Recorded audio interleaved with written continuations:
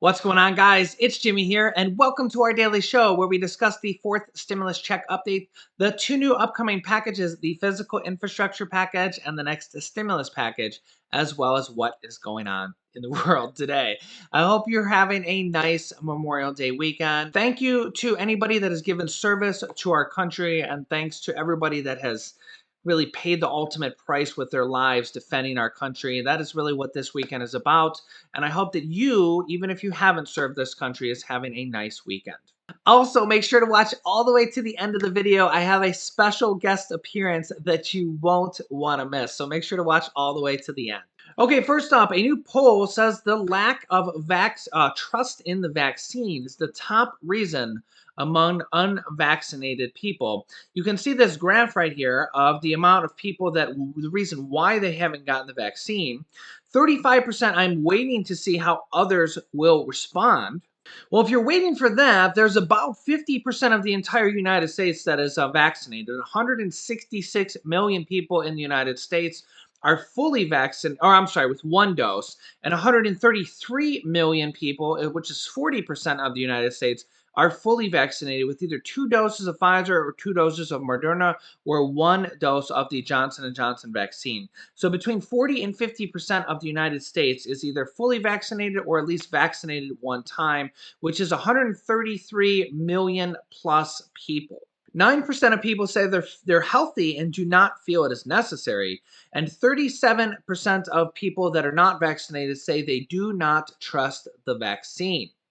Now, the interesting thing is that corporations can decide if they want to. They can force you to be vaccinated or potentially lose your job. Now, that doesn't mean there won't be lawsuits over this, but corporations can force you to do this, and they can force you to wear masks if they deem so. We are seeing this start to happen in the United States. In addition to this, we are starting to see what they call vaccine passports or vaccine identification to prove that you have the vaccine for international travel is under close consideration. The European Union is set to allow travel for vaccinated Americans only this summer, which will mean you'll have to prove that you've been vaccinated. Now, the United States Homeland Security head of the department says the agency is taking a, quote, close look at vaccine passports for international travel and says they want to make sure that, quote, that any passport that we provide for vaccinations is accessible for all. So it does look like the Department of Homeland Security is going to be providing vaccine identification if needed. Now, we are also seeing on the opposite end of the spectrum some companies or businesses that are dropping their mask mandate for what they call, quote, vaccinated customers. But how do you know who's vaccinated if you don't ask for their vaccine identification? However, a lot of people are completely against this, mostly Republicans. It's weird how vaccines are a Democratic and Republican completely opposite type of thing. We've seen multiple Republican governors, including Florida Governor Ron DeSantis, ban what they call vaccine passports. So you literally cannot, any business cannot make it mandatory to show a vaccine identification that you got vaccinated. And one of the big headlines about this is Norwegian Cruise Lines, which is the third largest cruise line in the world, that their company, the cruise line, wants to basically make it mandatory that anybody that gets on the cruise ship is vaccinated. I mean, it is very close quarters in there, so I can understand why they would want to make that decision. However, the majority of their ships that come out of Florida would not be able to do that at all because of the governor that has passed an executive order banning vaccine passports or identification. They make it so you literally are not allowed to ask for that in the state of Florida. Here's Texas Senator Ted Cruz on this exact issue. Texas Ted Cruz. Senator, good morning. Steve, good morning. Good to be with you. You're worried that people will be discriminated against based on whether or not they've had the vaccine. Look, that's exactly right. Listen, I think vaccines are terrific. I've had the vaccine myself. I think it's given us a lot of freedom. But I think there's a real potential for government overreach. And I don't believe anyone should be forced to take the vaccine. It should be your personal choice. You should make the choice based on your health, based on the decisions you want. And so I've introduced this week legislation that would, number one, prohibit any federal vaccine passport, prohibit the Biden administration from doing anything to mandate vaccines, but it also prohibits discrimination in employment. We're seeing some places where employers are saying, if you're not vaccinated, you're fired, and that ought to be illegal. Your health decisions are yours to make, and it shouldn't be your boss, it shouldn't be the government, it shouldn't be anyone else forcing you to make those decisions. Senator, we have heard from Joe Biden things like, we're not going to require a vaccine passport at this point. Is this something that could actually wind up passing with bipartisan support? I hope so, and we'll see. I mean, this is a very divided Congress, so bipartisan support is elusive these days. But Joe Biden has said the federal government is not going to require a vaccine passport. And so if he believes that, if Democrats believe that, they ought to be able to support this bill. This bill builds on existing civil rights laws, and it simply adds your health decision of whether or not to get this vaccine to the protected classes that cannot be discriminated against. Right. It also ensures privacy. It ensures that your medical privacy is protected, that you can't be forced to disclose information against your will. First of all, I think that employers requiring a vaccination is going to be a very hot topic of discussion here in the near future. To have a company force you to get that, I'm kind of pro-choice in this matter. I think that if you're against it, then by all means do that. I think if you're for it, by all means do it. I think that vaccines have in the past, eradicated things like polio for the most part.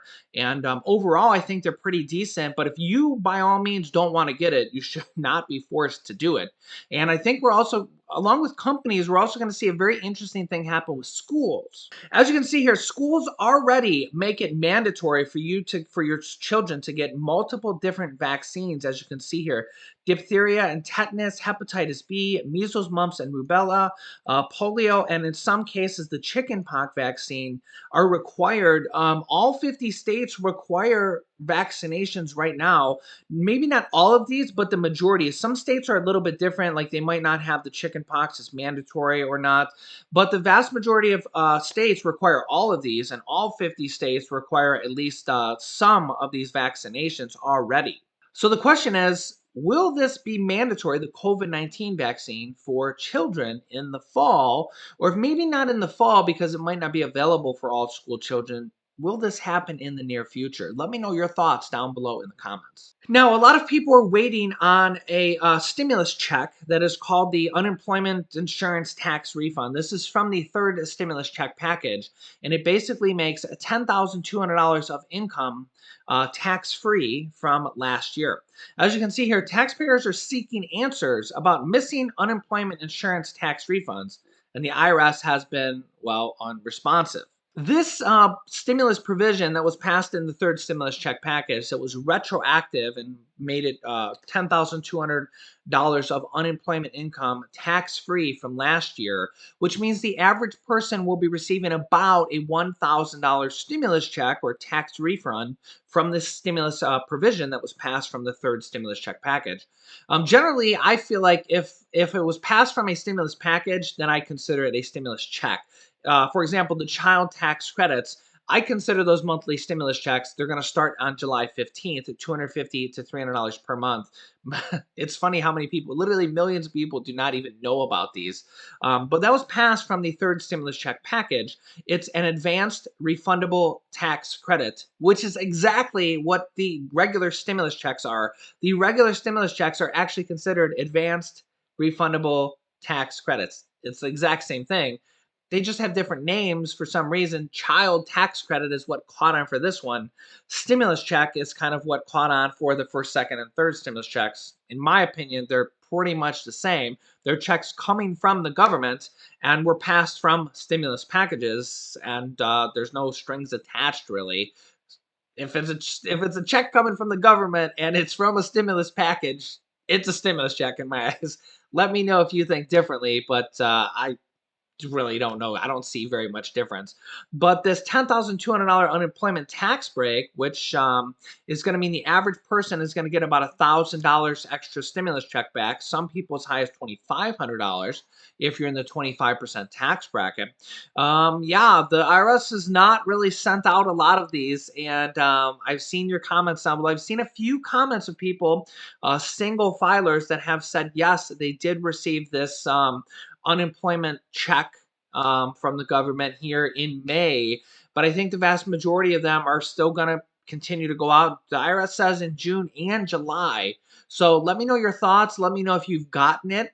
Only single filers even have a chance of getting it yet.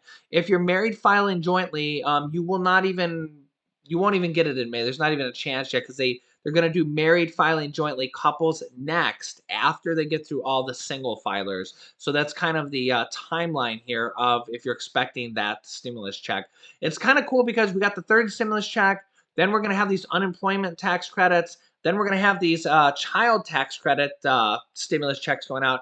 And they're working on the fourth stimulus check package as we speak. The White House has said two recent things about a fourth stimulus check.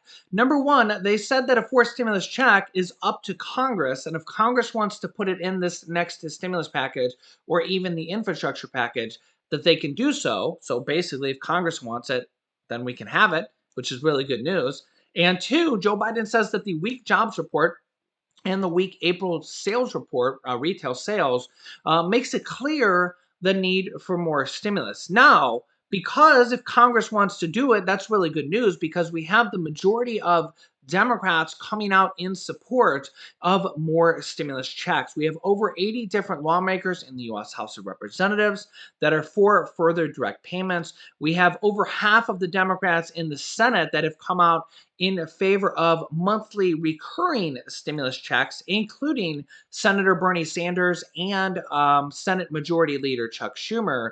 And if they want to put a fourth stimulus check in there, and if Congress wants to put a fourth stimulus check in there, or even the monthly recurring stimulus payments, then they couldn't do so. We also have the U.S. House of Representatives House Ways and Means Committee, just like within the last week or so, demand that there be monthly recurring payments in this next stimulus package and that more checks could keep millions of people out of poverty.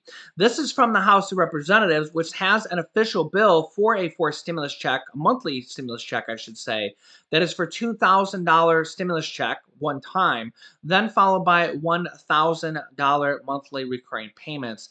The bill from the Senate is from Senators Ed Markey and Elizabeth Warren that is for $2,000 monthly checks that would go until the pandemic is declared over by the US government.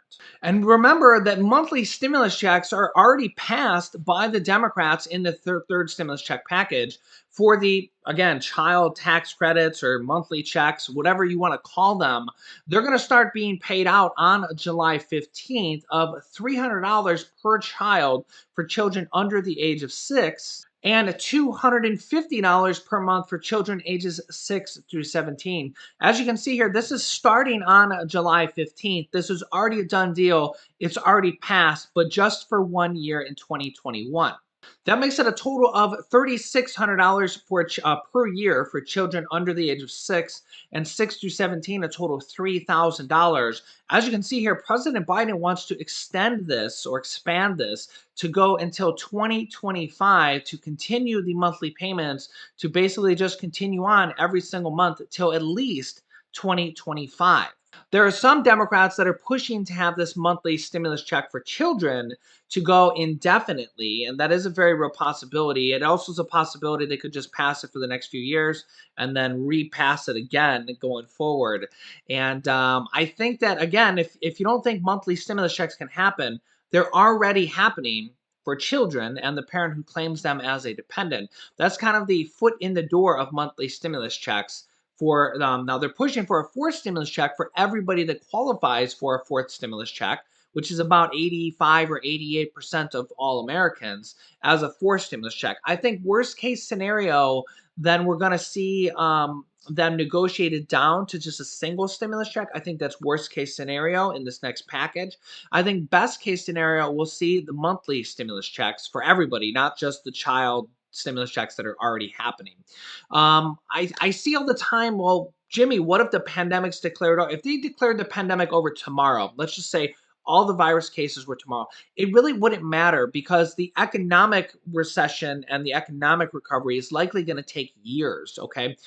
Even without the virus. Back in 2008, 2009, the economic recovery took over 4 years for unemployment just to get back to the level that it was before that recession. We didn't even have a virus to deal with, okay? So even if the virus was gone tomorrow, it's still going to take a year or two, bare minimum, to get unemployment back to where it was and get all the economic indicators back to normal. That's at the bare minimum, 1 to 2 years. So the Democrats are already working on another stimulus package after these two, the infrastructure package and the next stimulus package. As what they're saying is that the economic recession is not going to be over in the next 30 days. And honestly, that's the truth. I just don't see any way possible the economic recession is going to be over in the next 30 to 60 days, even if the virus was completely gone, which obviously we know it's not. A lot of people are in fear that when the cold weather comes back in the fall, that we're going to see a ramp back up. The U.S. cases are very low right now. Oh, but by very low, we still mean tens of thousands of cases per day.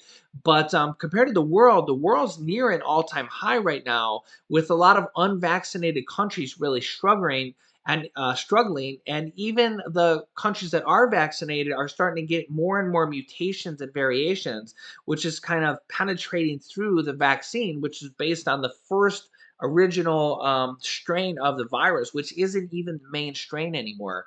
So yeah, it's going to be a long road likely. So I'll keep you up to date with everything. Let me know your thoughts down below in the comments. Make sure to subscribe. It's completely free to do so, and click the bell icon after subscribing to all notifications. New videos come out every day at 10 a.m., 3 p.m., and 8 p.m. Eastern Standard Time. You want to say Happy Memorial Day to everybody? Yeah, I'm a big boy. You're a big boy. How big are you? Um, 3 big. Wow. How old are you? 3. Wow. Do you want to show them what you got here, buddy? Why don't you show them this? A book. Wow. Tell them you love reading books. I love reading books. Yeah, what are you going to do this weekend, buddy? A big. I know it's like 45 degrees and rainy outside here in Ohio. It's pretty cool, huh?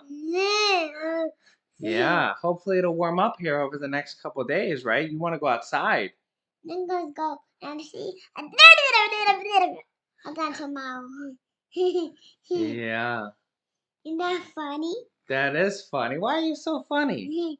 Guys. Can you say Happy Memorial Day? I know we need to bottle his energy up and have it so we could use it, right? All right, can you say we love you?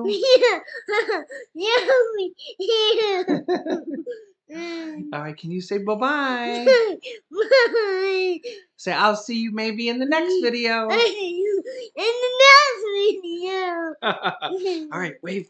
All right, say wave bye-bye, wave. Bye. Thanks for watching, guys. You can click this video here to watch my newest stimulus check video next.